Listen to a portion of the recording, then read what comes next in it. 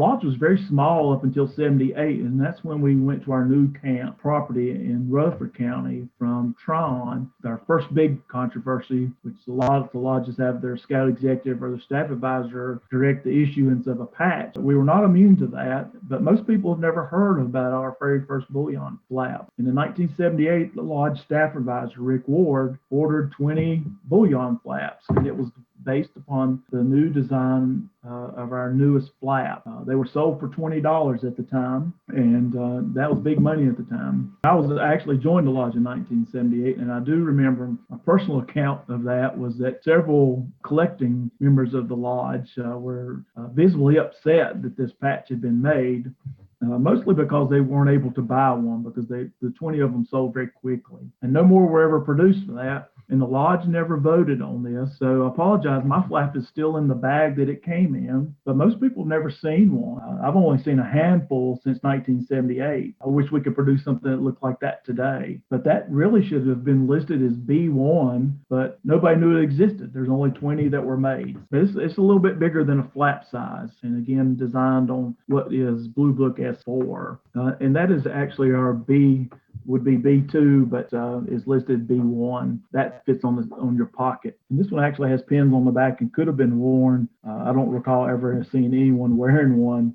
Several members used to wear this bullion, and I apologize, I cannot for the life of me remember how many of these were ordered, but these were all sold for $25. One of the other big rarity oddities in our lodge, we actually had a chapter issue of flap in the early 80s. Sungani chapter, large chapter, and wanted to have a chapter ordeal, which in our lodge is unusual to have. We've actually had one this year during the COVID crisis, but that was the first one since the early 80s. They actually asked at a lodge business meeting and were given the go-ahead to make this patch. Turns out one of the moms in the chapter made these service corps flaps for those members who participated. We have no idea how many were ever made, and they were all handmade, so that's what they look like. We're very rare to see them ever out of a Sungani person's hands, but rarely ever displayed as the real patch and mostly as a picture. 1981, the lodge started picking up steam and got enough members where it became increasingly important that we have a cook team. And in 1981, our cook team wanted to replace OA National Back patches on their cook team aprons. They designed a patch and they ordered 25 patches. These things were $12 a piece, and I kick myself to this day for not ordering like a handful, but no, I didn't.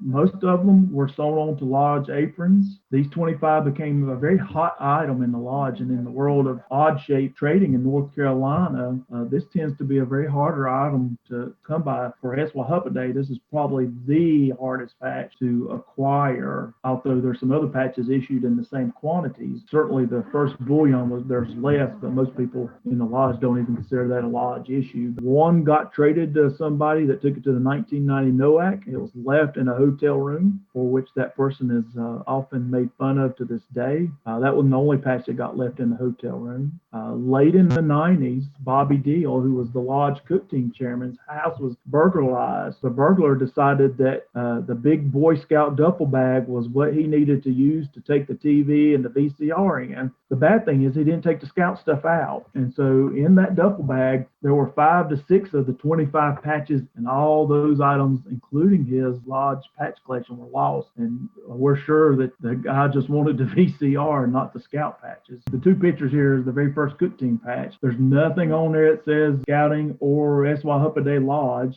This is actually another Ed DeTorres design. And in our lodge, from the time Ed DeTorres became our lodge advisor, lots and lots of his designs are very frequently seen throughout. Sometime in the 90s, the ceremony team decided that they needed to have a patch. This is a back patch. Those are back patches. They needed a patch. Well, they ordered 25 of these patches also. So there's only 25 of J3. And then our dance team had a patch come out also. But both of those patches were restricted in that it takes you a year to earn the ceremony team patch, including all their requirements. And the years that NOAC was being held every 2 years, you could earn a dance team patch every other year. So it really took 2 years to earn our dance team patch. And it takes a long time to actually earn those. So you see very few of those earned multiple times. Just so you can see, the lodge cook team team apron with a cook team patch on it. That apron was lovingly used for many years and is very stained. And either they would put a national OA patch on there or their cook team patch. Controversy-wise in our lodge, J6 and J6.5. In 1994, our lodge celebrated our dance team winning the national championship. And Eswau Huppeday has a wonderful history of supporting the American Indians and their craft. That with every great thing, there's a bad thing. And what happened next was the members of our dance team wanted to create a patch to commemorate the event. And so did the lodge, but the members wanted to have two different patches. During a couple of controversial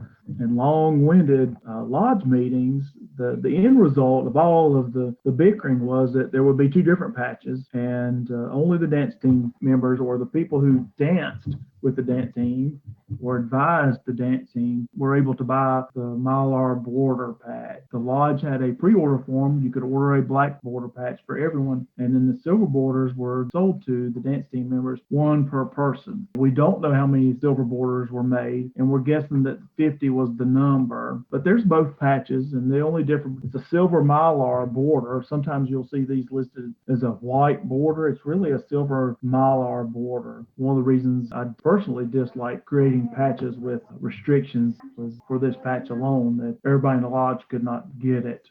You had to be a part of the team during the time to get it. Anyway, the three scouts on the patch there are actually taken from a picture of some of the scouts that dance. And again, I started talking earlier about the dance team back patches. Currently with NOAC, every 3 years, our scouts and members have to make two different dance outfits, and they have to compete at a Dixie Fellowship, and they have to compete at a NOAC. So it takes a lot of time and money to make those outfits. Rare to ever see those guys trade those back patches. Beautiful back patch. Again, this is a Ed Torres design, and Jimmy Arthur scanned those for us. They differ in where the yellow and purple are. It probably took 6-7 years for the very first of the patches, the purple one, to be issued completely, and we still are issuing the yellow border one, and that's since 1990. You can see it takes a long time to earn those patches. It's very rare to see the scouts trade them outside the lodge. Current cook team actually issues a big back patch, and they've started issuing pocket patches, and you can see two of the most recent cook team patches, and they tend to go along with the lodge theme. That's our current ceremony patch. It's a little bit bigger than the other